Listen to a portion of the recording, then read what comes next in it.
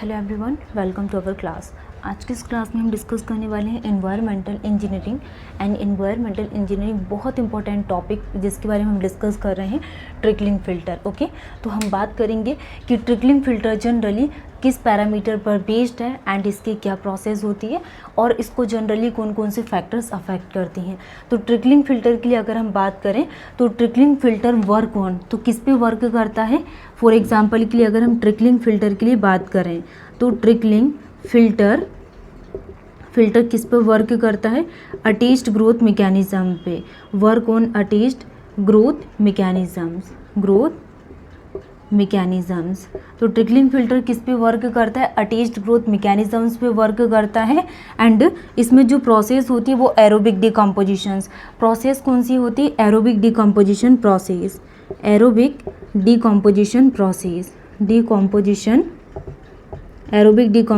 Process. ठीक है, तो अगर हम बात करें ट्रिकलिंग फ़िल्टर पे तो trickling filter work on attached growth mechanisms and aerobic decomposition process पे क्या करता है, ये वर्क करता है।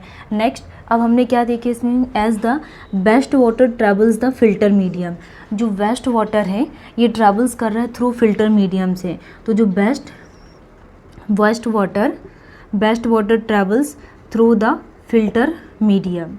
तो जो बेस्ट वाटर है किससे मतलब ट्रैवल कर रहा है, फिल्टर मीडियम से। Biomass grows over the filter, तो जो भी हमारे पास फिल्टर लेयर है इसके ऊपर में क्या यहाँ पे होगी, तो biomass grows over the filter medium and particles normally within 2 to 3 weeks. और इसमें जो भी पार्टिकल्स हैं प्रेजेंट हैं तो particles normally within 2 to 3 weeks making the trickling filter ready for operations. तो हमने बात की ट्रिकलिंग फ़िल्टर पे। And trickling filter work on attached growth mechanisms पे वर्क करता है, एरोबिक डिकम्पोजिशन प्रोसेस। एंड जो भी इसमें बेस्ट वाटर है ये कैसे ट्रैवल कर रहा है, फिल्टर मीडियम से। एंड जो बायोमास है gross over the filter mediums and particles normally within 2 to 3 weeks. Okay, and making the trickling filter ready for operations. और जो भी ट्रिकलिंग फ़िल्टर है ये किसके लिए रेडी हो जाता है, रेडी फॉर ऑपरेशंस। नेक्स्ट हमने क्या देखा है यहाँ पे इसके लिए कि organic matter and second is the micro organisms.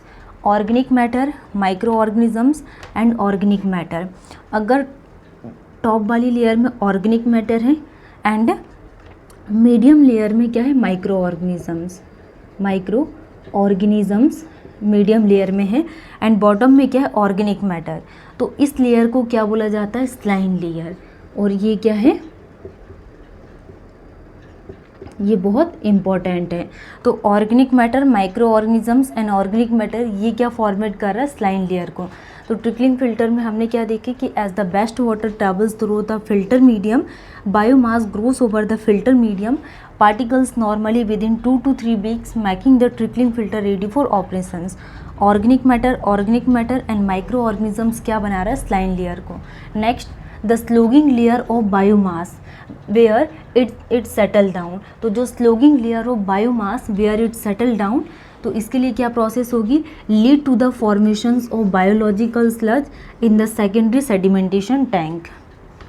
ठीक है, तो ये कुछ पॉइंट्स थे जो आपको ध्यान रखना है। नेक्स्ट हम इसके कुछ फैक्टर्स अफेक्टिंग पैरामीटर्स की बात करेंगे। नेक्स्ट हम क्या डिस्कस कर रहे हैं, factors affecting efficiency of trickling filter। Factors affecting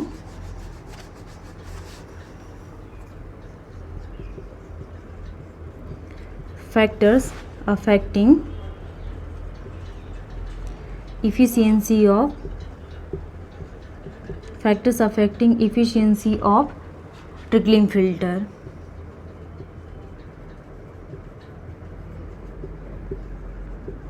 ठीक है, तो अगर हम बात करें यहाँ पे कि ट्रिकलिंग फ़िल्टर को जनरली कौन कौन से फैक्टर्स अफेक्ट करती हैं, factors affecting efficiency of trickling filter को कौन कौन से फैक्टर्स अफेक्ट करते हैं, हम इसको वन बाय वन डिटेल्स में समझेंगे। First is the temperature. कौन सा फैक्टर अफेक्ट कर रहा है, temperature. And second is the organic loading rate, temperature, organic loading rate. And third is the hydraulic loading rate. ठीक है, तो हमने क्या डिस्कस किए कि factors affecting efficiency of trickling filter. तो कौन कौन से फैक्टर्स अफेक्ट कर रहा है efficiency of trickling filter? First is the temperature, organic loading rate and hydraulic loading rate क्या कर रहा है, इसको अफेक्ट कर रहा है। तो हम जैसे कि टेम्परेचर के बारे में समझे ट्रिकलिंग फिल्टर में कि as the temperature of waste water increases, temperature of waste water increases, temperature of waste water increases, more faster is the rate of removal of organic matter. तो जो भी ऑर्गेनिक मैटर रिमूव होंगी तो इनकी efficiency क्या होगी, मोर होगी, मतलब बहुत ज़्यादा इंक्रीज होंगी। तो temperature of waste water increases, more faster is the rate of removal of organic matter, more faster is the rate of removal of organic matter। तो जो ऑर्गेनिक मैटर रिमूव होंगे ये मोर फास्टर से क्या होंगे, remove होंगे। तो मोर faster is the rate of removal of organic matter. Next अब हम बात करेंगे कि हाइड्रोलिक लोडिंग रेट क्या होती है। Hydraulic loading rate, second is the hydraulic loading rate. Hydraulic loading rate, ठीक है। तो हाइड्रोलिक लोडिंग रेट के लिए अगर हम बात करें, it refers to the flow speed of sewage, flow speed of sewage. तो जो फ्लो स्पीड ऑफ सीवेज है through the filter medium,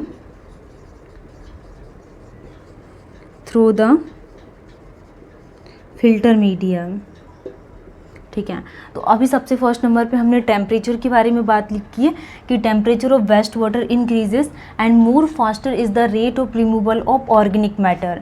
and next हमने हाइड्रोलिक लोडिंग रेट के लिए बात की है कि इसमें फ्लो स्पीड ऑफ जो सीवेज है थ्रू द फिल्टर मीडियम, तो जो speed of flowing velocity, speed flowing velocity, ठीक है। कुछ हम इम्पोर्टेंट पॉइंट्स लिखेंगे हाइड्रोलिक लोडिंग रेट से रिलेटेड। जैसे कि अगर हम हाइड्रोलिक लोडिंग रेट के लिए बात करें तो अगर hydraulic loading rate HLR, hydraulic loading rate क्या इंक्रीज हो रहा है तो टर्बुलेंस भी क्या होगा, इंक्रीज होगा।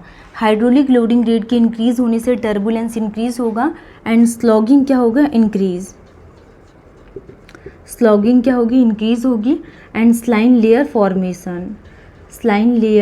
फॉर्मेशन।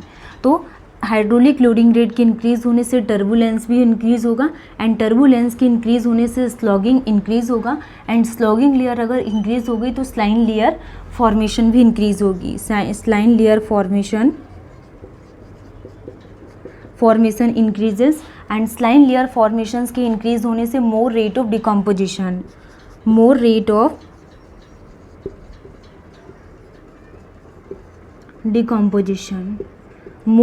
डिकम्पोजिशंस भी क्या होगा, इंक्रीज होगा। More rate of decompositions and more rate of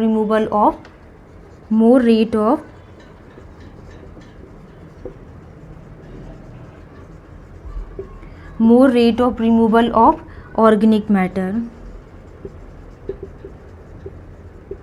organic matter भी क्या होगा, इंक्रीज होगा। तो हमने हाइड्रोलिक लोडिंग रेट में क्या देखिए, हाइड्रोलिक लोडिंग रेट के इंक्रीज होने से टर्बुलेंस भी इंक्रीज होगा एंड स्लॉगिंग एक्शन भी क्या होगा, इंक्रीज होगा and slime layer formation increases and more rate of decomposition increase and more rate of removal of organic matter, ठीक है। नेक्स्ट हाइड्रोलिक लोडिंग रेट के बाद अब हम बात करने वाले हैं organic loading rate. Organic loading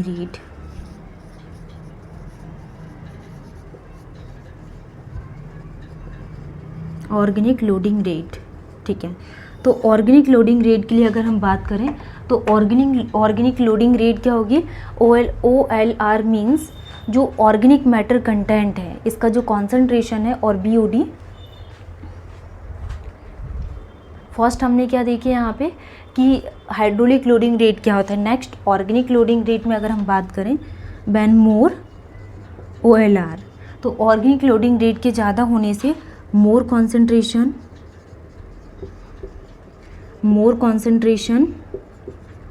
and जो rate of removal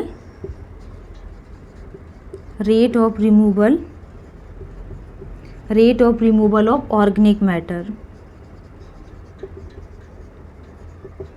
removal of organic matter क्या हो रहा है, डिक्रीज होगा।